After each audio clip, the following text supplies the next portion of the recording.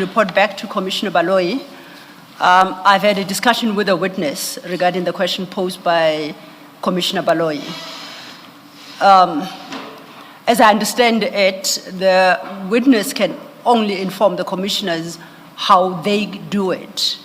As to whether or not that is a function of misinterpretation of the SOP, it's a matter that requires analysis of the SOP. But just generally that they await the conclusion of all investigations and then simultaneously issue the negative report or positive report, as the case may be, and the memorandum to the DPP.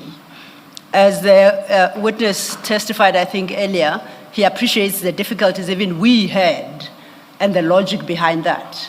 But it is stated that that's how it's done.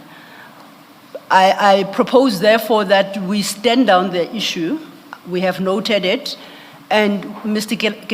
Kiefela, upon his return, with reference to the SOP and any other regulatory mechanisms, will direct us as to whether that's how it's intended to be done. Then we can engage with the question of whether changes must be effected to the SOP, or whether it's not required by the SOP, it's just a misinterpretation by the investigators as they undertake these investigations. If that would be acceptable to Commissioner Baloyi. It's acceptable to the chair, that's right. Well, the question was yours, ma'am, so, and the chair, of course. That is the proposal. I'm happy with that. Are you stepping off this? No, I just needed to report back on the question that we'd said we'll come back to after tea. You remember, Mr. Magagula, that before we broke for tea, we had run ahead in your statement to page 85, where you make the point that, in truth, the institutions such as... You mean paragraph? Paragraph 85, not page 85, page 19, where you make the point that, in truth, the institutions do not have to await a decision by IPID to determine for themselves whether to invoke their internal mechanisms to start disciplinary investigations. You remember that? Yes, I remember. Okay, we had just run ahead. Now we need to go back to where we were and find our place and take up your testimony from there. And for that purpose, I would like us to go back to page 11. And at page 11, from paragraph 43, you deal with the status of the case. I know that the commissioners asked you some issues regarding the status of the case, but I don't think it has been formally put on record. So if you could just read into the record the status of this case, and then we'll move on to the next case. Thank you. Current status of the case is still under investigation. I'm trying to obtain the statement of the owner of the goods and owner of the plot. I'm struggling to locate the owner of the goods, as we have so far not been able to trace him. Although the owner of the plot is available, he is reluctant to provide a statement citing that he's scared of the police, as they were the perpetrators of the crime. Thank you. Now we are ready to move off this case. Commissioner Baloyi. Let me ask, it may be again, Ms. Silo, that this is something that will be canvassed with Mr. Kiefela. Yes, ma'am. But I would like to hear the witness's view of it. Now, in Stolz's statement, she explains how she gets involved with this. She says she got information from an informant that there was stolen property at a certain place or plot. Now, that seems to me to be a matter that ordinarily would be handled by the SEPs and not a municipal police. I don't recall what the evidence was about the power on this kind of issue, about the powers of MPS. What is, in fact, the powers of the MPS when it comes to matters which are not strictly municipal matters, but are criminal conduct that seem ordinarily belong to the SAPS? Are you able to comment on that? To comment on this, if I understand the question correctly, members of EMPD, they have the same powers as SAPS, but they do not have investigative powers. They cannot tell us that we were investigating this and this. If they receive such information that there is stolen goods at a certain place, they have a right to go there and seize the property and arrest the suspect. And they must register the case at that specific place where they found those things. You cannot find things in Patfontein and decide to open a case in Germiston. It doesn't work. So everything, it is where you found the properties in, the relevant police station must be used. Okay, so is your answer that there is nothing wrong with that Stolz receives information from an informant, as she says, an informant called her, and then she proceeded to the place, and assume everything was legitimate. Then let's assume everything was done legitimately and was done according to procedure. There would be nothing wrong with an informant in telling Stolz there's stolen goods at this property, and then Stolz proceeding to that property, arresting, taking possession of the property, and then going to record it and impounding in accordance with procedures. You're saying there would be nothing wrong with that. It falls within their mandate. Yes, there is nothing wrong with Okay, it. thank you. Thanks, Ms. Thank you, Commissioner Baloyi. Mr. Magagula, I think then we are ready to move to our next case, which starts at your page 12. And this is Benoni Case 215/07/2022, and it starts at your paragraph 46. Is that correct? Yes, it's correct. If you can then talk to this case, starting at paragraph 42. Benoni case 215. Apologies, 46, paragraph 46. Please continue. Benoni case 215 of 7/2022. This is a kidnapping and corruption case. The docket is attached as Annex TLM 2. The complainant alleged that on 6 July 2022 at approximately 11:45, he was at his workplace with a friend of his employer. His employer was not present as he had gone to Fortsburg to purchase stock. 2 male EMPD officer and 1 female EMPD officer arrived at the shop. The officers asked the complainant about his employer's whereabouts, and he informed them that his employer was not around. The police then began searching the shop and allegedly stole a large quantity of cigarettes, placing them on the ground. They inquired about the invoice for the cigarette, and the complainant explained that the invoice was with his employer. The EMPD officers reportedly packed the cigarette into 4 large boxes and 1 large China bag. This China bag is usually referred to Mashangani bag. The employer's friend was instructed to leave. The employer's friend was instructed to leave and immediately complied. During the incident, one of the officers took a cell phone belonging to the complainant employer. The EMPD officers also disconnected the CCTV camera and instructed the complainant to close the shop. They ordered the complainant to board a police vehicle driven by a male African officer.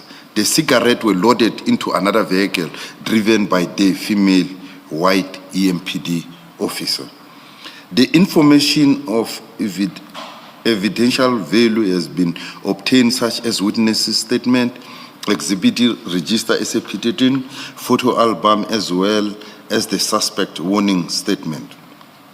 The matter was discussed with the public prosecutor based on the evidence collected, and the prosecutor directed that the alleged suspect should be arrested.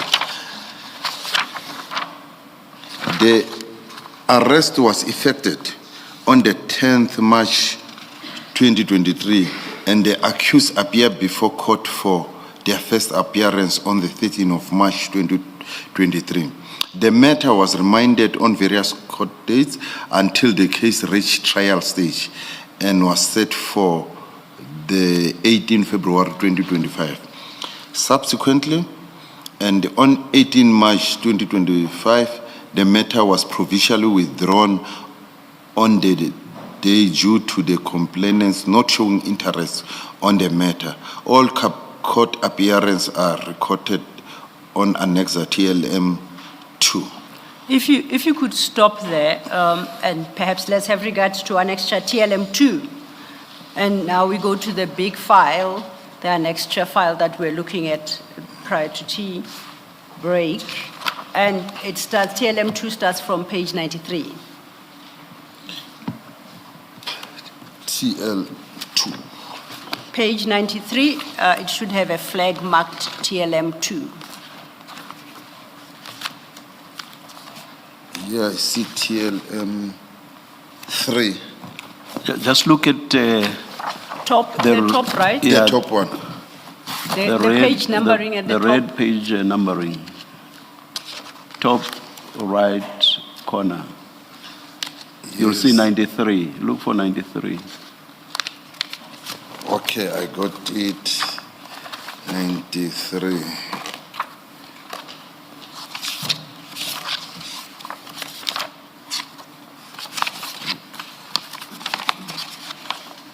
Yes. Page 93. And you will see that just before page 93, there is a page that is, and onto that page, a flag is attached. Do you see that? A flag. Just before page 93. The page before 93 has got a flag. Yes. Now, if you look at that flag, you'll see it's got a number, TML2. Yes. So that's how we read the annexures. Okay. Okay. So this is what you suggest is TLM2, and that is the case docket in the case that we are discussing currently. Yes. Once again, before we deal with the detail of this matter, I think, commissioners, we need to rearrange the pages. If you go to page 231,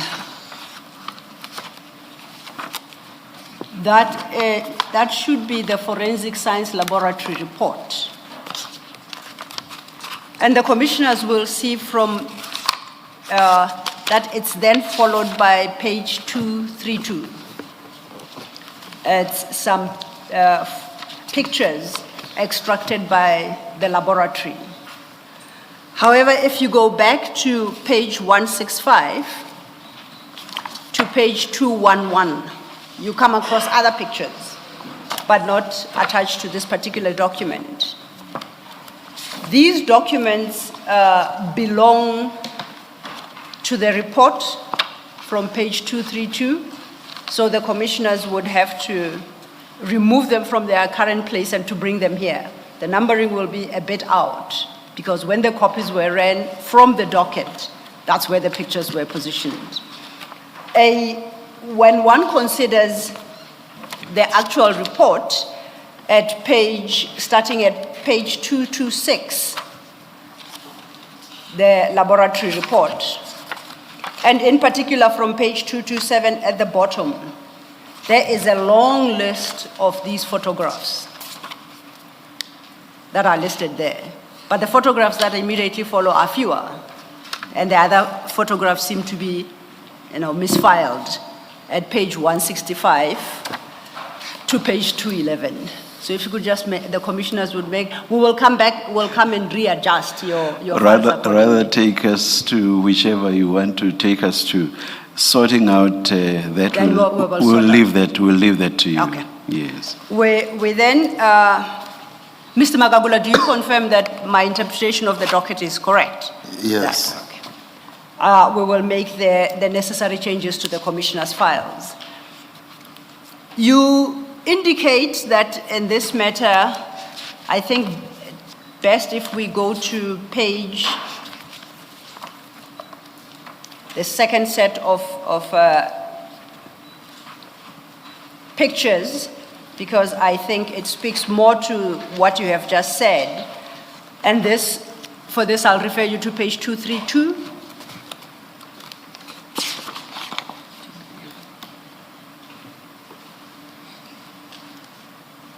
Page 232 and following. And you stated that from these pictures, the specific members of EMPD can be seen in the shop of the complainant.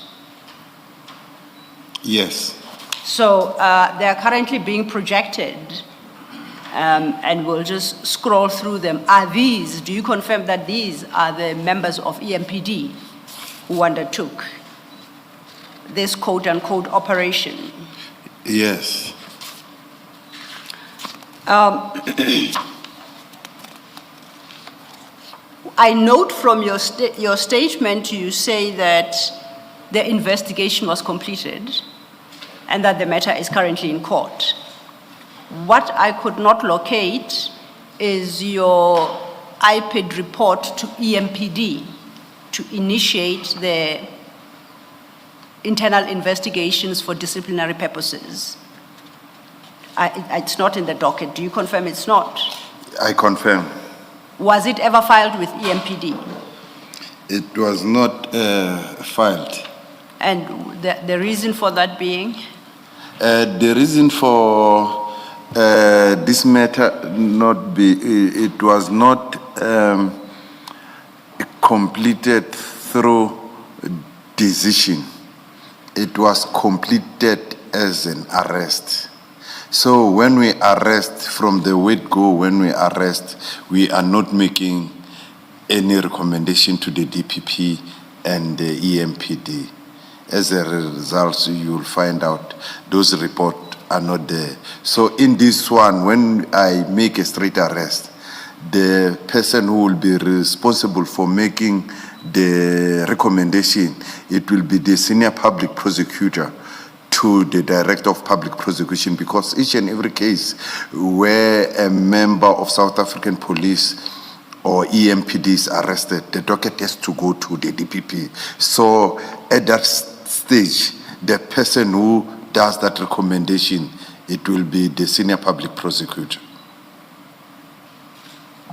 So how do you suggest the EMPD gets to learn that it should initiate internal investigations against these members?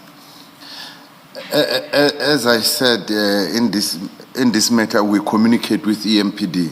EMPD, on this matter, they were aware of it when I effected an arrest. I effected an arrest in the boardroom of Mr. Rivo's Peace. He was present. Even when I was at court during bail application, there was a communication between him and me, because it was the same day when Yako Hanekom was killed, because it's when I received call that Yako has been killed, and I was at court. He even sent me certain video of court gathering, some of the people who were in court, sent by Mr. Rivo to me. He was not there. So someone took pictures, a video footage in court, and sent it to Mr. Spies, and Mr. Spies did send it to me. So he was aware of this incident, what was happening in this incident. I want to ask, you say where you effect an arrest and the senior prosecutor makes a recommendation to prosecute, you don't do your normal IPID investigation and a recommendation. Is that because of the standard operating procedure, or is that a decision that you make on your own? It is the standard operating procedure. If we effect an arrest, when I come back with the docket, that system that I was talking about, we must feed it. It will ask you, it was an arrest, or immediately when I click arrest, it will say this matter is completed on the system. That system is called flow-centric. Thank you. Thank you, Commissioner Khumalo. Now, did you share with the EMPD any parts of this docket which would provide the facts necessary for them to initiate the investigation? And if so, when did you share that information and how? Besides you arresting them in the presence of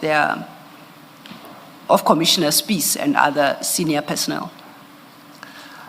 I shared the copies through that mutual understanding because they asked for it and we give them. I want to be clear, I did not make them to sign for it in any documentation that they received this. I didn't do that, but I gave it to them, Ms. Motsepe. So when you say you gave it to them, is it the contents of the docket in its entirety or some documents from the docket? The contents of the docket.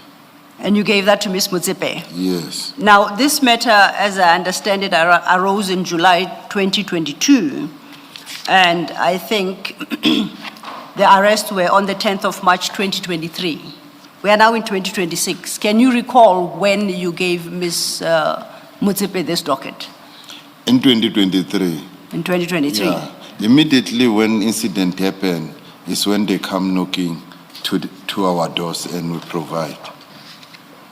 When there is new development, yes, whether it's a video footage or she will ask us to provide them with that video footage. If it is in forensic, I will inform her that the video footage is still in forensic, I can provide. If I have a working copy, I'll provide a working copy. And just perhaps lastly, for the record, are you aware of a complaint from EMPD or any of its senior managers that the EMPD does not have information regarding this matter and therefore are not in a position to take steps against their members? Are you aware of such complaint to IPID? I'm aware because I heard, but when you look at it, when I effected arrest, they were present. So I do not know if they say that they are not aware whilst I effected that arrest in their own offices. I wonder what they are meaning. And I think Commissioner Spies did testify to the fact that they were arrested in the boardroom, in his personal presence at least. He was there. So are you suggesting that that was at least sufficient for EMPD to take an initiative to establish why it is they are being arrested and to seek such information as they require to take disciplinary action? Yes. Okay. You had dealt with your paragraph 51 and you had informed us that this matter now is provisionally withdrawn from the court roll. Sorry, Ms. Yes. These pictures, I mean, there are names of people that are in the statement of the implicated person. You projected photographs. Is Mr. Magagula able to say to us who are those people in those pictures? You can project any of them, but I think of interest is the three people that are implicated.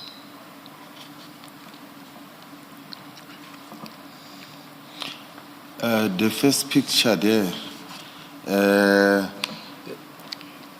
There's a screen closer to you.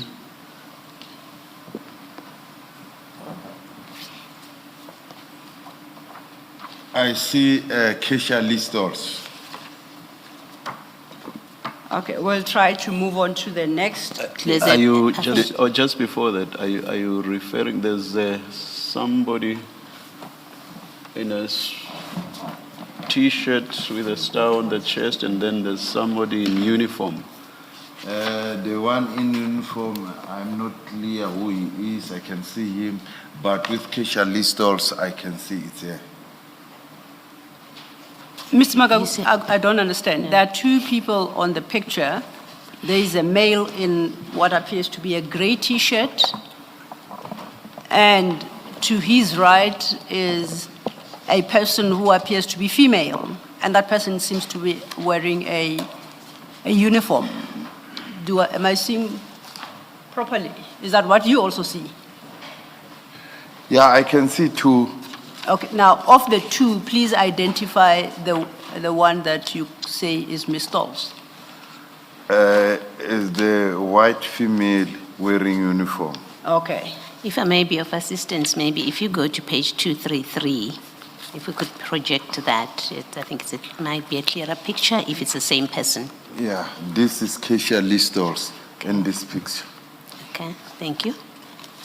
And I think we'll have to go to, I suggest, page 165.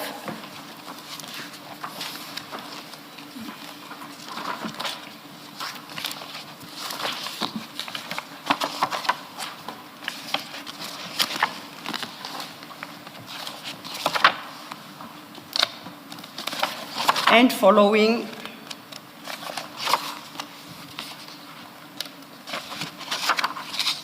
I don't know if you can recognize the gentleman there. This gentleman, I recognize him as Adrian Norman Mackenzie, and I see he's receiving a packet. We can go forward. The next pictures also Sorry, have. to try and help again. If Yes. you go to page 36, there seems to be a clearer picture. 236.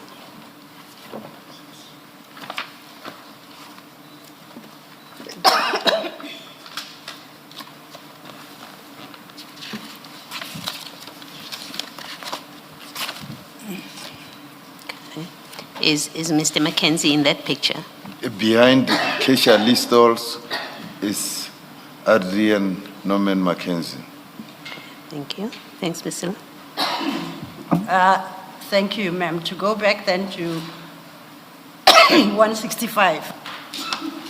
Sorry. 165.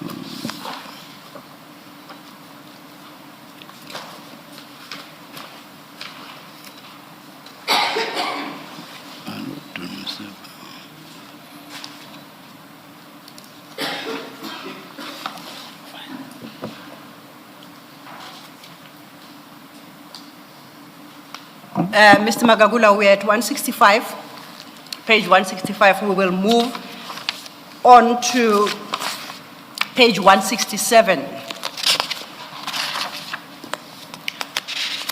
I see there the person you identified as Mr. Mackenzie. Am I correct? Yes. And the person with his back to the camera wearing what looks like a black jacket. I see what appears to be EMPD on his back, his or her back. And please hold that thought if I move to page 169.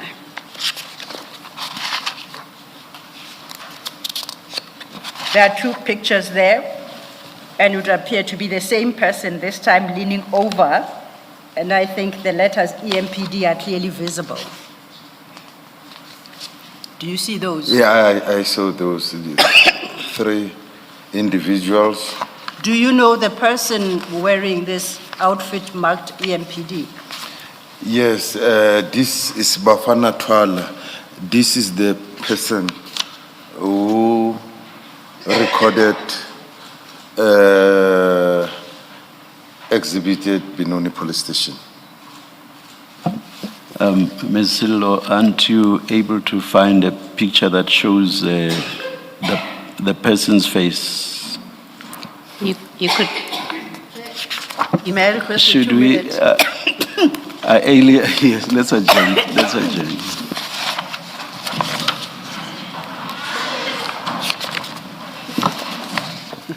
Have recovered. The chair had inquired whether or not there is a better picture of the person in this clothing marked EMPD. When I looked through the pictures, and we can scroll through, consistently he seems to have his back. If I may, maybe look at 239, 239. yeah, and see if it's the same person.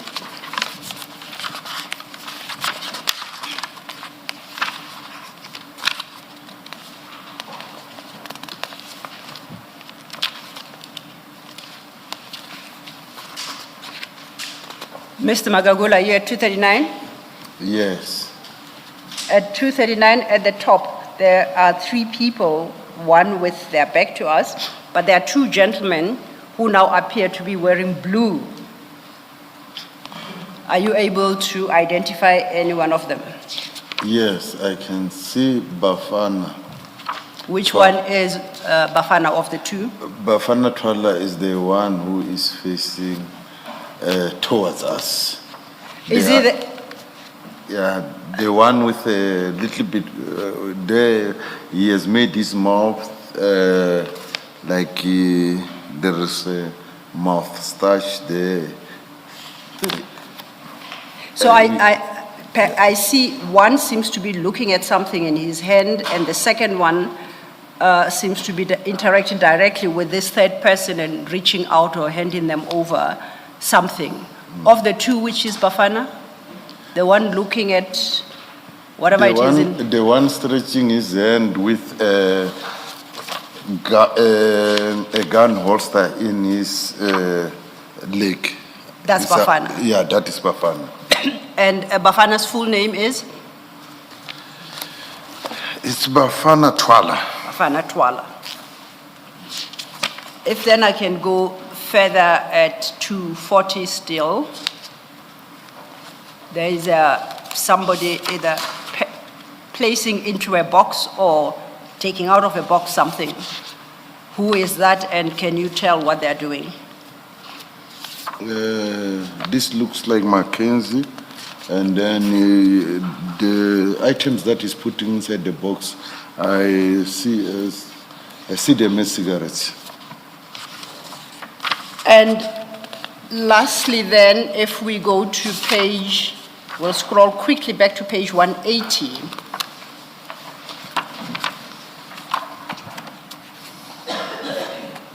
In fact, from page 179, there is a bag you described.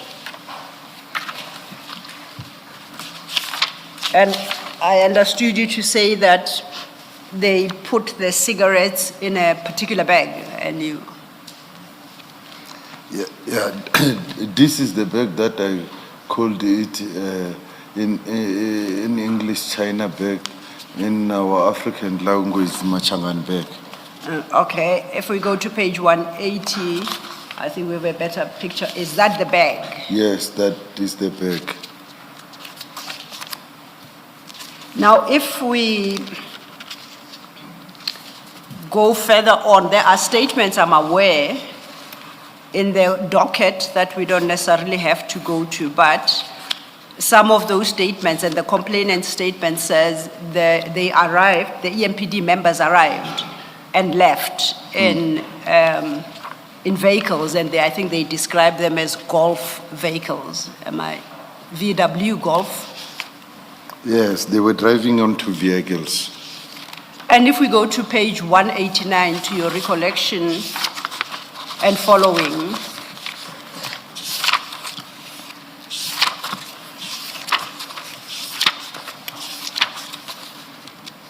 are these the vehicles that you say you understand them to have been driving? Yeah. And I think perhaps, lastly, it would be to page 193. And at 193, at the top picture, I see two people leaning against a white vehicle with a third next to an open back passenger door. Do you see that? Yes, I see that. Are you able to recognize the people in the picture? Yeah, the people on the picture, because I arrested them, I'll say those three members that Sorry. were searching the shop. Please say that again. I said the three members that I see here is consistent with the other evidence that they are the one who were responsible of searching and packing cigarettes into the boxes. And this would be, there are three of them now. Bafana Twala, Adrian Norman Mackenzie, and Keisha Lee Stalls. Okay. Well, the following pictures, I think, are about more of the same with the vehicles at different points. At page 211, Are these still shots taken from the CCTV footage? Yes. and at page 211, we see what appears to be the vehicles driving. Am I correct? Yes. And perhaps to Commissioner Kumalo's question, Commissioner Kumalo, at page 226 is the report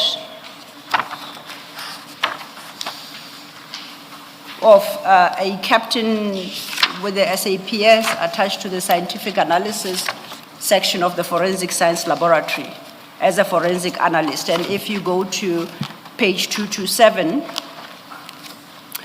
it lists at items 3.1 and 3.2 what was received by the laboratory. That's one SanDisk memory stick with a serial number and one DVD with a serial number. And then further down under paragraph 6, he or she then lists the photographs extracted from those clips there. Thank you. Mr. Magagula. Mr. Magagula, then we go back to your page 13.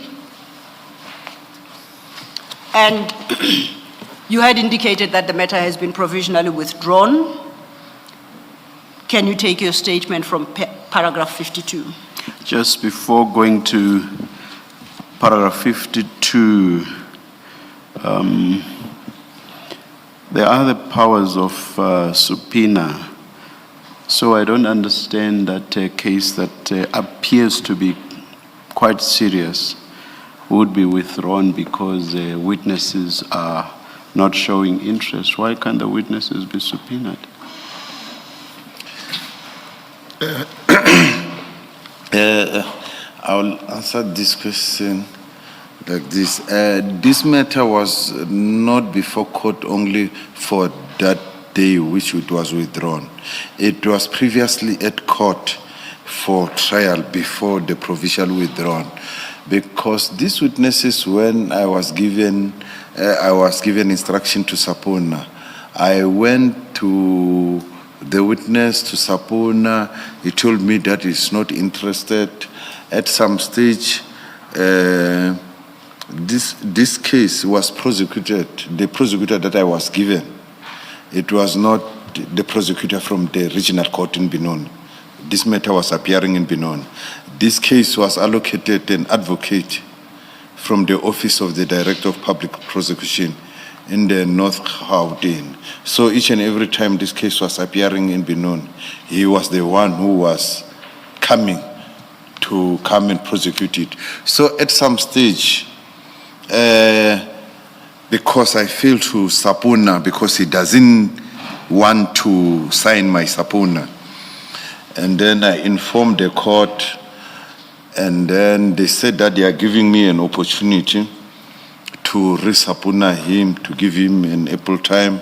On that day when we came out, I pleaded with my advocate because they told us that he went to Boxback to stock something.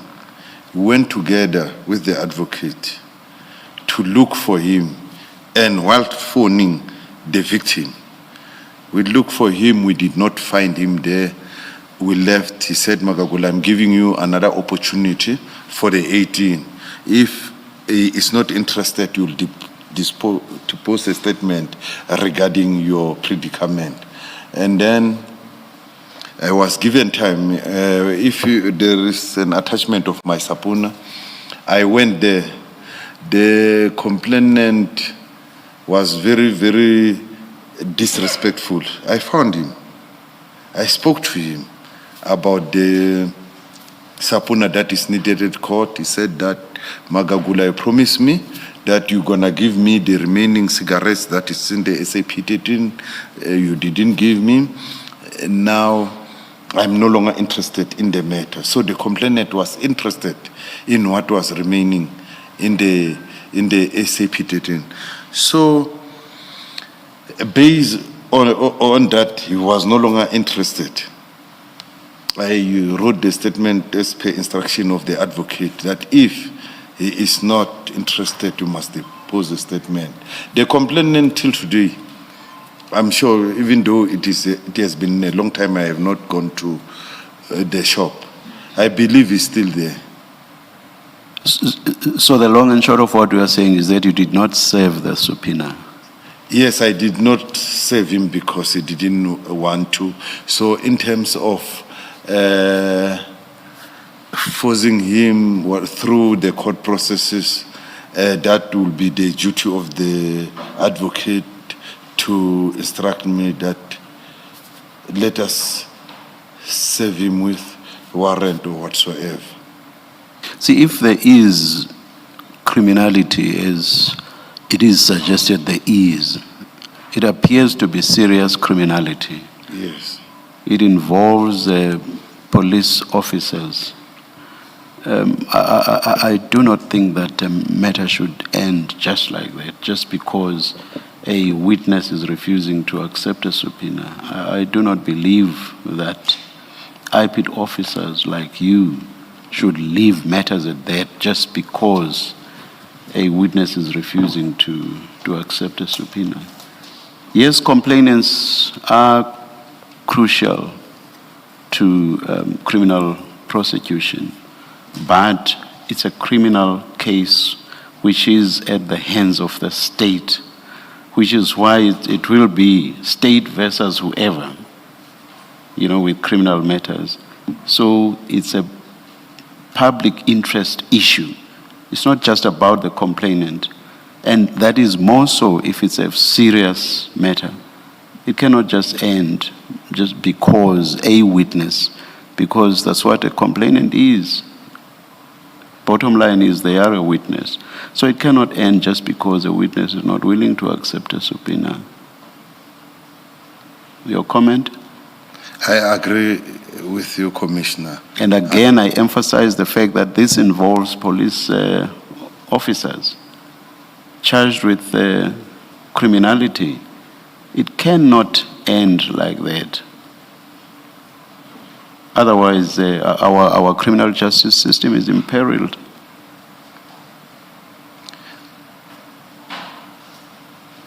You wish to comment? I agree with you. Yeah, the only thing is to await the directives because my powers end when I'm given a task to subpoena and I go and subpoena and bring the results. So if the NPA gives me directive, what is the way forward? I will embark on what they have told me, but currently I cannot say I will go and arrest the person because it's not complying with what the court wanted to be. So if the directive... You would not arrest at that stage. You would have had to serve the subpoena and report to court on the next date of appearance that I have served a subpoena, and it would then be the court that directs what should happen. And of course, failure to comply with a subpoena may result in another criminal process.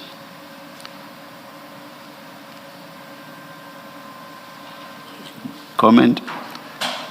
My comment is that the commissioner says that my duty was to serve. I did that. I cannot. You said you did not. Remember? You said you did not. I asked you, did you serve the subpoena? You said you did not. When I said not, it's because the complainant did not sign it.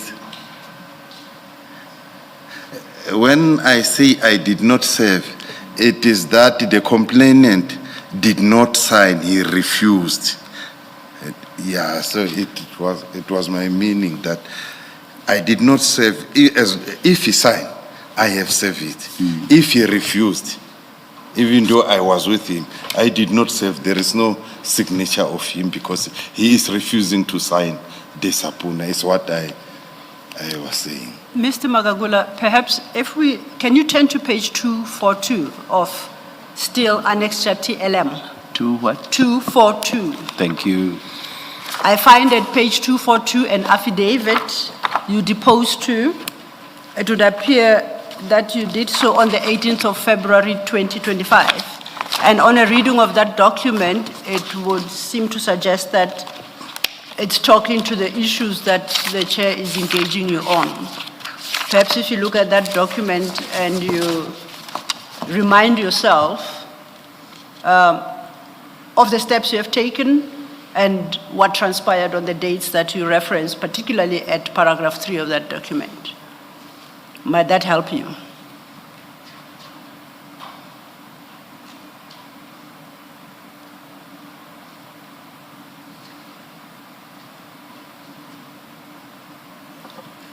At paragraph 3, you say, on previous trial date to subpoena the victim, I found him in another shop, and I explained the purpose of my visit. The victim was disrespectful to me and said he's not interested. The present visit, which was on 2025-0204, the victim was cooperative and he informed me in a human manner that he's not interested anymore in the case. Do you see that? Yes. So do you confirm, that's your affidavit? Yes. I think it says, I, Thulani Magagula, state under oath. Yes. So does this reflect the steps you have taken thus far, at least until, as at February 4th, 2025, to secure the complainant's attendance? Yes. I confirm, and it shows that the attempt was not only made once, it was made several times. Thank you. Yeah. It's a follow-up on the discussion with the chairperson, but from a slightly different perspective. As I've understood it, the Section 29 of the IPID Act, and I think it was sub 1G, if I'm not mistaken, which speaks to corruption. Firstly, there's the obligation, I think in Section 29, in 29 rather actually, I'm getting my sections wrong. Section 29 creates an obligation and it makes it an offense not to report something, right? It's 28 that sets out the different misconduct or offenses that IPID has jurisdiction over. And I think 1G, 28.1G is the corruption cases, offenses. Now, it seems to me that the facts of this case is police corruption. I see you nod, you agree with me? Yes. Okay. Which is different from a complainant who is complaining that they took his cigarettes. So we've got two different things. A complainant says they came and stole my cigarettes. EMPD and IPID say that act of stealing, we deal with it, it constitutes an act of corruption. You've got the photographs, you've got the statement of now a reluctant witness who tells you what happened. And then you've got evidence that we've gone through now, which places the 3 officers on the scene. You see them packing things into boxes, and I think you tell us in the statement, in your statement at paragraph 52, that 52.1, the EMPD members made an entry in the exhibit register citing that the exhibit was found as abandoned. However, the investigation revealed that the exhibits were seized from the store and the owner is known to them. So you, IPID, know they are lying when they say that, when they say it was abandoned material or abandoned goods, because there's investigation has revealed that. And then in 52.3, you say the photo album shows that they seized more than 2 boxes of cigarettes while they only booked 2. So there you do have evidence of criminal conduct, of corruption, if you like, because of the entries that they have made. I don't understand how the prosecution of these people on the charge of corruption cannot proceed, even with a reluctant witness, because the complainant, as I understand it, on such a corruption case would be the EMPD or would be IPID, and why that objective evidence is not sufficient, at least to create a case that the 3 accused should be called upon to answer in a criminal matter. Why is that so? I understand the bits about a witness not being there and the prosecutor saying without the witness we are in trouble, but these for me appear to be instances where a case of corruption can be prosecuted if IPID pushes it, that they should be prosecuted for corruption, and your witnesses are EMPD and his records, or Mr. Magagula and his records. Why is that not done or not doable? Such decision lies with the prosecuting authority because they have all these facts. IPID are not the one that decide that this matter must continue, even if we will wish to do so. But the prosecuting authority is the one to formulate the charges. This is one of many dockets where criminal charges are being withdrawn, even if we are not happy. So that decision of prosecuting without the witness lies with them. There was another case, a simple case because it was shown in media also. It was corruption. The police were seen loading copper. We arrested those police officers, and then it was 2 of them. We investigated, finalized, and then it reached that stage of trial, and then came the time for subpoena. We tried to locate the address of the witness. Now the witness was running away from us. At some stage he was picking his phone until he did not pick his phone. And we had the DPP did not immediately, like in this case also, did not immediately withdraw the case. They said, make effort. At the end of the day, we didn't find the complainant, and then it was withdrawn. So without the victim, the powers lies with the prosecuting authority. So we as IPID, we cannot say. Does the IPID engage, and not on a case-by-case basis, but as a going activity, engage with the NDPP, if not NDPP, whatever appropriate structure that deals with prosecutions, to deal with these kind of cases? Because to me, a civilian, it doesn't make sense that just because the complainant to a case of theft has disappeared, police cannot be, EMPD members are not charged for corruption when there is objective evidence of that constitutes a criminal offense, right? Is there a process where you engage? And I want to give you context of it, that we've had evidence, for example, about KZN, political killings, that there were complaints about matters being withdrawn, and the police were complaining that the prosecution withdraws cases on the basis that there isn't enough evidence to proceed with prosecution. And the police believe we have given you sufficient, and as a result, a forum was set up where now they engage with each other, and they go to a point where now there's a proper understanding of what is possible, what is doable, why certain things are not happening. I mean, it seems to me that it should be the kind of things that are addressed, not on a case-by-case basis, but as, if you like, operating procedures or memoranda that, there are cases that are complainant dependent, but there are cases that are not complainant from the same facts. Some charges are not complainant dependent, and surely they should be prosecuted. And there could not be an excuse why Stolz has ended up resigning without being charged for something like this, for corruption, in fact.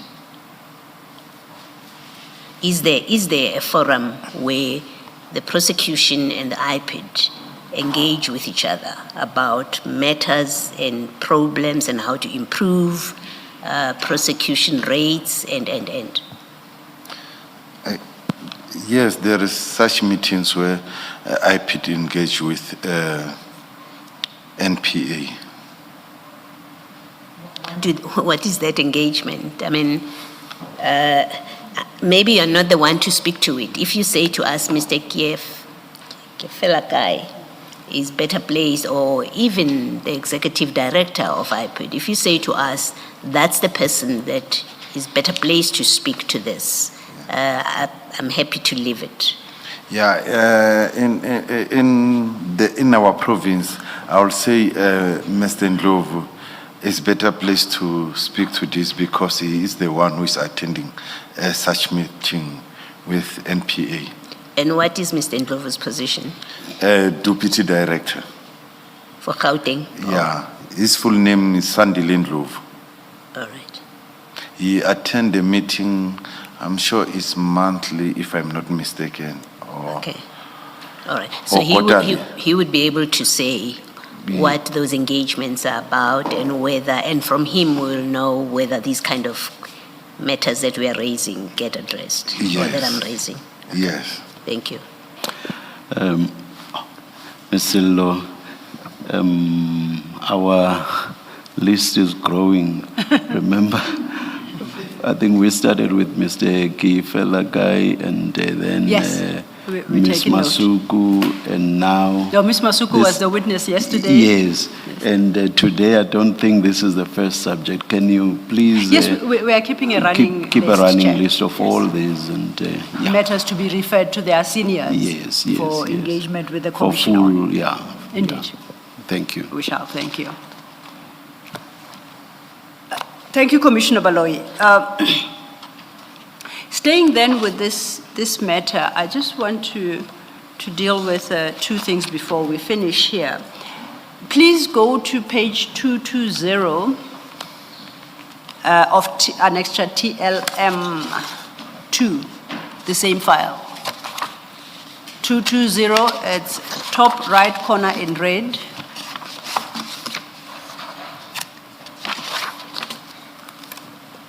That is a document bearing Benoni cast number 215/07/2022, and it's just headed memorandum. What is this document? Who's the author of this document?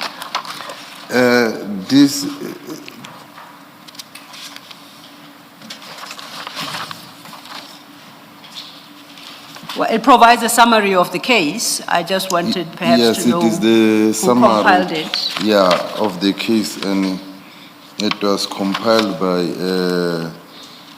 Because just to assist, at page 222 at the end, the last entry is comments. SPP for your recommendation, please. Are you able to help us identify what the document is and who authored it? Warrant Officer Ben. Warrant Officer Ben? Yes. Was that the investigating officer? Yes. Okay. Now, and thank you for that. I see from this document, in particular, I'd like to refer you to page 221, item 9. And at item 9 is a summary of what would appear to be Constable Mackenzie's statement, as was obtained in this matter. I'm going to read a few lines to you, and I'm going to pose a question, and I don't know if you have the answer, because I don't know these matters. Constable Mackenzie, in brackets A9, will state that he was on duty when he, Constable Stolz, and Constable Twala visited the supermarket. Inside, they found one Indian and one African male. They requested documentation authorizing the trade of cigarettes, but was told that the manager was not there and available to come to the shop either. Now, this is from a police officer. Can you tell us more about the documentation authorizing the trade of cigarettes? I personally am not aware of it. What documentation could they potentially have been looking for? Do you know? They will be looking for the invoice of cigarette inside the where did they buy the cigarette? Why does that become a police matter, and how? If you know. This one I do not know, but what I can say, the cigarettes that was inside the shop, it was lawfully inside the shop because the owner bought that cigarette. Are you, in your experience, would this conduct where EMPD officials take the initiative to go into a random shop and ask for proof of ownership of the cigarettes or any other stock in the shop? Is that lawful in your view? It is not lawful. Those things is in municipality. I don't know that unit. There are those people dedicated to go and check the shops if they are compliance. For instance, it is a shop where they sell food. There are certificates that are being given by the municipality, and there will be a tax certificate from SARS. So it is not the duties of the EMPD to do such things.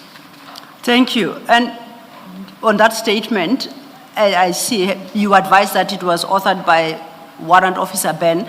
At page 222, at item 18. Just to close off the point you just made. In essence, this was a search and seizure. And the default position with regards to searches and seizures is to have a warrant, a search warrant, search and seizure warrant. And the exception is if you reasonably believe that by first going to obtain a search and seizure warrant, the purpose of the search and seizure warrant may well be defeated. Yeah. So you search and seize immediately. But now you have cigarettes, they are the stock in the shop, and what reasonable belief could there have been that these cigarettes would suddenly disappear and that you cannot first obtain a search and seizure warrant before you search for and you then seize them. I guess the point I'm making ties in with what Ms. Sillo has just made, and indeed with a point that Commissioner Baloyi made much earlier. Commissioner Baloyi's point being, oh gosh, I forget what it was now. But point is, it was, why did the NPA not prosecute? There was objective material for it to prosecute. For example, why I say what I've just said ties in with that point by Commissioner Baloyi is, here you have police officers, they just pop in, they search and seize, no warrant of arrest, or no search and seizure warrant, in circumstances where there was no reason for them not to first go and get a search and seizure warrant. So there are, as Commissioner Baloyi said, objective facts that appear to be sufficient to ground a prosecution. Again, I guess it's not criticizing you, it's more the issue of the NPA. Thank you, Chair. I'd referred us to page 222, and because you had informed us that the author of the document is Warrant Officer Ben, at item 18, there's just an entry, I/O, that investigating officer statement by DWO Ben, A18. So that is the Ben you say is the author of this document. Thank you. And I guess on this file, lastly, if you turn to page 249,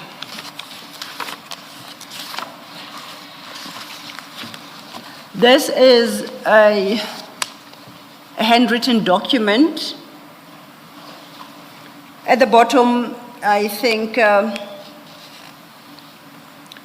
it's dated 2023/05, but it doesn't give me an actual date. It appears on its face to be by Brigadier Julius Dr. Mkwanazi, who sets out his ID number, employed by the city of Ekurhuleni as the Metropolitan Police Director at EMPD. Can you explain what this document is? It doesn't have a covering page. This document is called the Commander Statement. Commander Statement, duty on, duty off statement to confirm that these members that are subject of investigation are working in his unit and they were on duty on the day of the incident. Now, I'll come back to this question.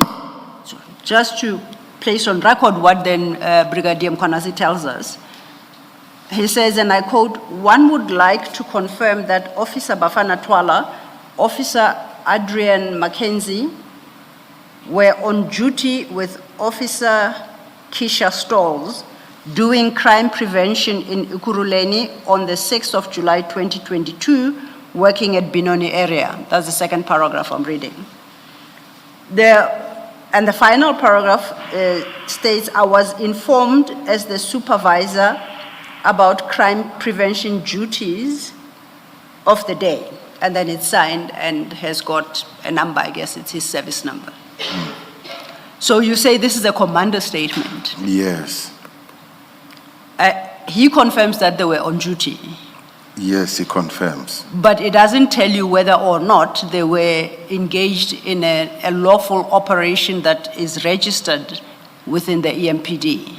Yes, it doesn't tell How you. do you establish that that was the fact, that they were actually undertaking a lawful operation as instructed by the commander or in terms of EMPD legislation, related legislation? In this statement, he never told us anything about the operation, if it is lawful or it was unlawful. But the purpose of the duty on, duty off statement is to also touch on that.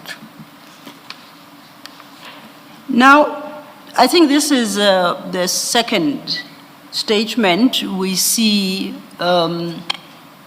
from Brigadier Mkwanazi. And I think his commander statements are famous for brevity. We dealt with a document called SAP 299. You recall, it was an official form. Yes. That then has to be completed. We have in the files an SAP 13 that you have referred to. And once again, that is an official document that poses certain questions that must be responded to. Is there a document that prescribes how a duty on, duty off report by a commander should be and what information he shall provide? Or is it up to every commander to decide what information to provide? There is no such document to state what the commander must state in his statement. Now, you as an investigating officer for IPID, when you receive a document such as this, which simply tells you that they were on duty on the specific date, and then the commander says, I was informed as the supervisor about crime prevention duties of the day, and that's it. What value is this document to you, to your investigations? This document, the value of it, it will show me that, okay, these members is to confirm that indeed they are EMPD members, and then they were on duty or off duty.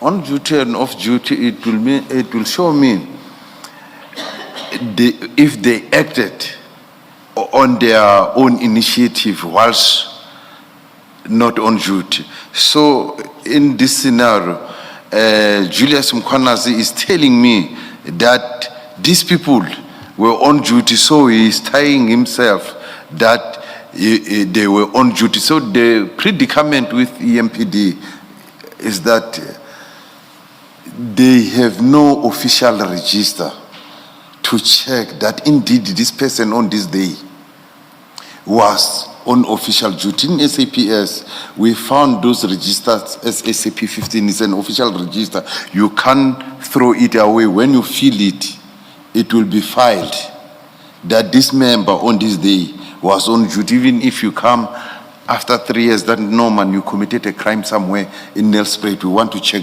that you were on duty on that day. So this one of EMPD, you will get that statement on that specific day when you approach them. I want to see if this member was on duty and through the car, did he book the car, the official car on that day? So you'll get it. You'll got those answers from those registers like her, but they do not have. Their things are not. There is no logic. Like stalls. Stalls can simply wake up 12 o'clock midnight and go and do your duties. Tomorrow, when something has happened, we come to Julius to say, can you tell us, do you know this member?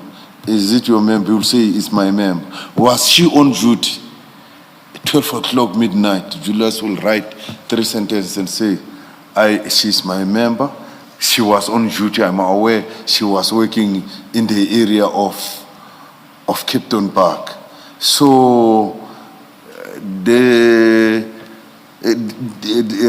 EMP, how they work, most especially in specialized unit, you can, it seems as if you just do the job willy-nilly. You can wake up 2 o'clock, 3 o'clock. I don't know how they work. There is no order.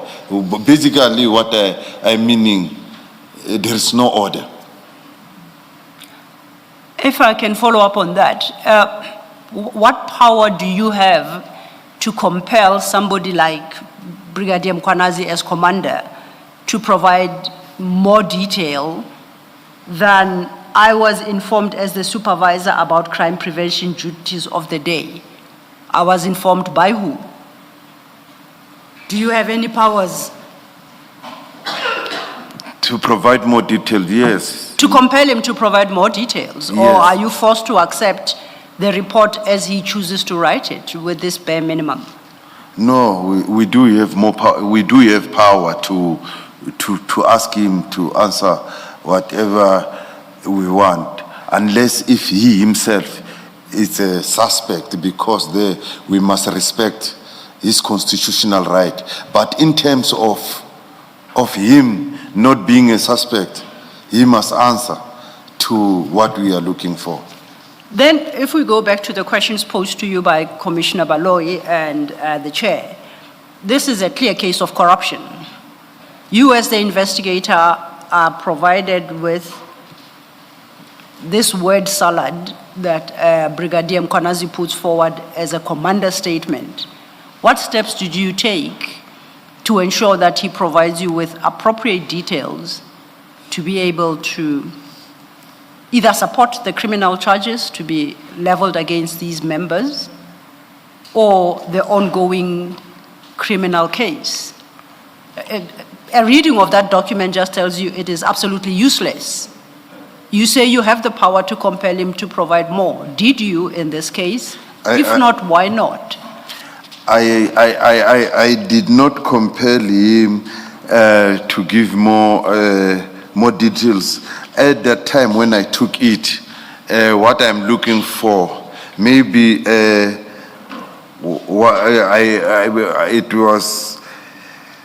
overlooked more details, but at that time, my question to him, it was to state that these members are EMPD members, and then they were on duty on the day of the incident.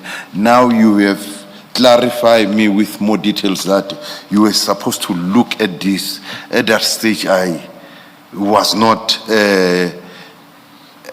clued up to look for more regarding his own statement. So I accepted this. Okay. Thank you for that. Yes, Commissioner Baloyi. Yeah. Isn't this some of the areas of improvement that you should be, especially because you've got the experience with the SEPs? Yes. You know how the SEPs does things. You've told us there's a record. You can go back 5 years and you will find the full record Yes. of a member's deployment or operation. Assuming they didn't lose their pocketbook, but SAPS has got its own records. Yeah.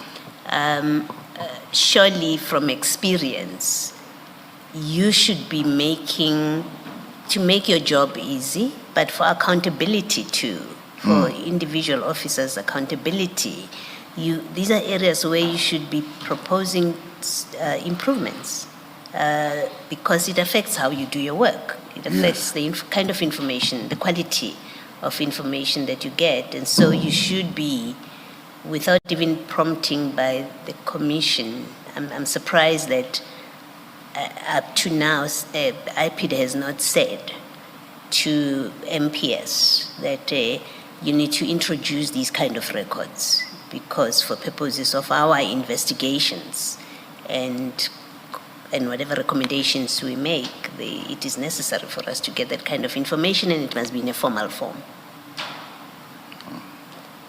Maybe it's because you guys are overloaded with work. We're asking you because I have the benefit of sitting outside, but perhaps there should be reflections on what should you be requiring in order to improve the quality of your work.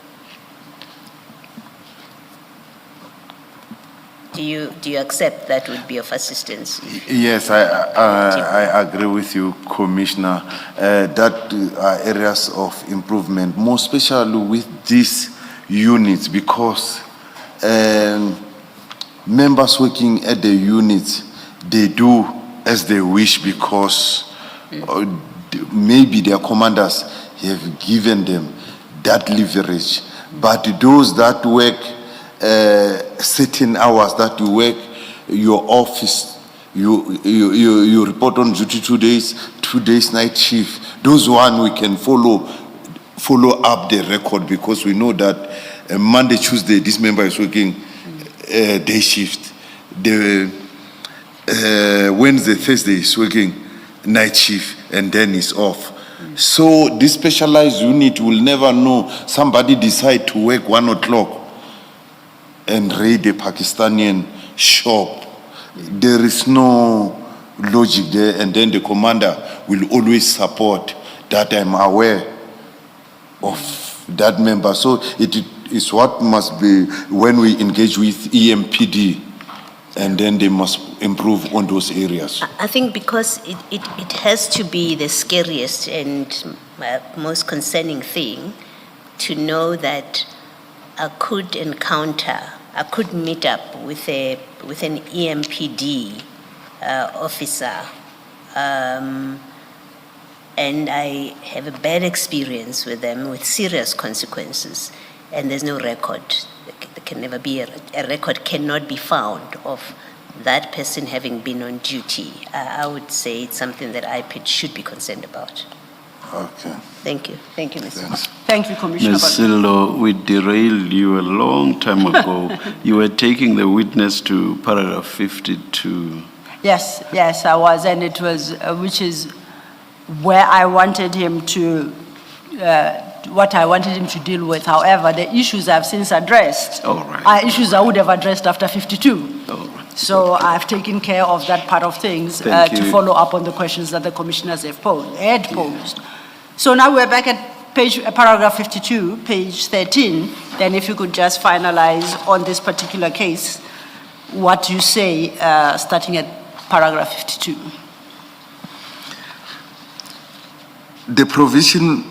This provisional withdrawal happened in spite of the state able to prove the following facts.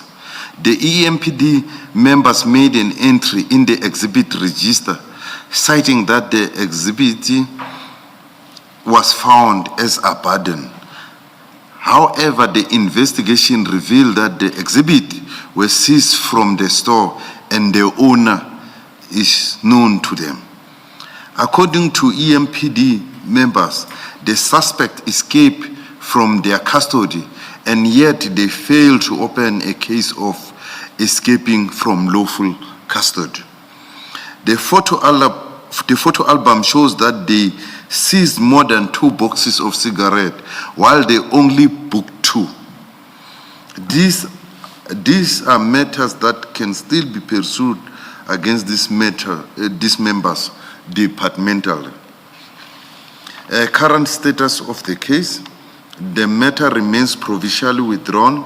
The complainant was not willing to be a witness against the police officer. 2 other witnesses, both of whom are foreigners, Malawian and Bangladesh citizens, have already left the country. These are the victims of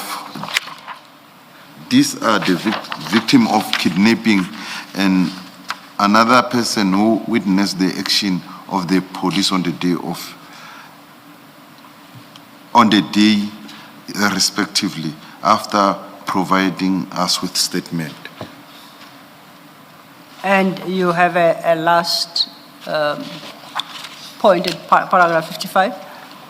It can only be re-enrolled if the complainant is willing to testify. I continue to make efforts to persuade him. Thank you.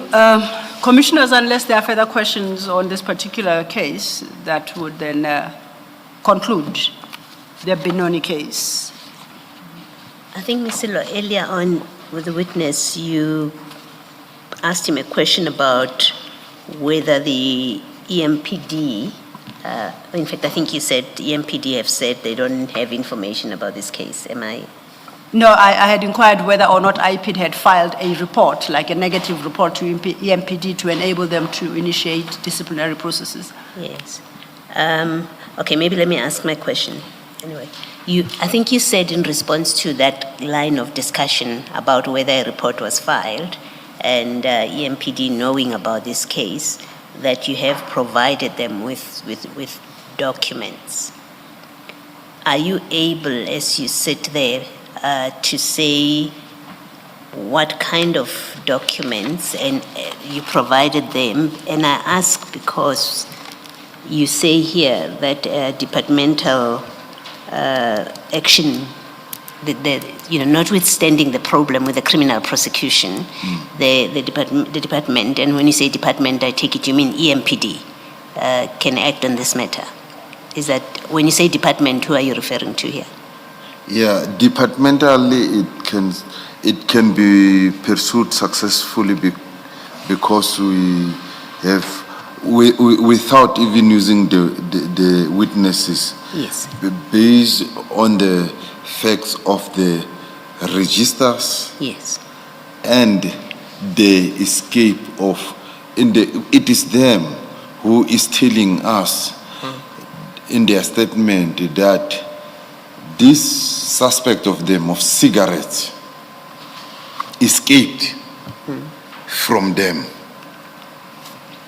Yes, So if a suspect escape, you have a duty to open a case of escaping from lawful custody. So their employer can ask why you didn't open a case of escaping. The victim in his statement has stated that at some stage when they were traveling to Benoni, he was told to give them something, and then so that they can leave him, and he gave them an amount of 200, and they said, you must go. Yes. But when they wrote their statement, they changed the scenario as if he escaped. yes. I guess what I'm asking is what you have in 52.1, 52.2, 52.3, which is what I referred to earlier, that all of that seems prosecutable criminally and is not reliant on the complainant. What you've listed there, 52, 1, 2, 3, is that material that you have given to the EMPD or that you have a way of knowing that they are in possession of, including the photographs that we looked at? Yes, this they have. They have what we have here? Yes. Okay. All right. No, thank you. I'm answered. And just perhaps to follow up on that, earlier I'd understood you to say that you had given the entire docket to Ms. Binel, you said? Binel within Mutsepe. the integrity and standards unit. Yeah. Was that your testimony? Yes.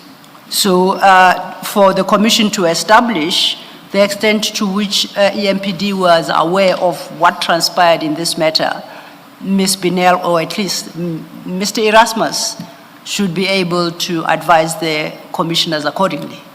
Yes. Is that your testimony? Yes. You're saying we should turn to Mr. Erasmus and we'll get our answer? Yes, and through annexes which I have, I'm sure we are still going to go through Yes. this to prove that I have given them the copies. Okay. I had made a note, Ms. Sillo, that she gave the docket to EMPD, she gave it to Ms. Mutsepe in 2023.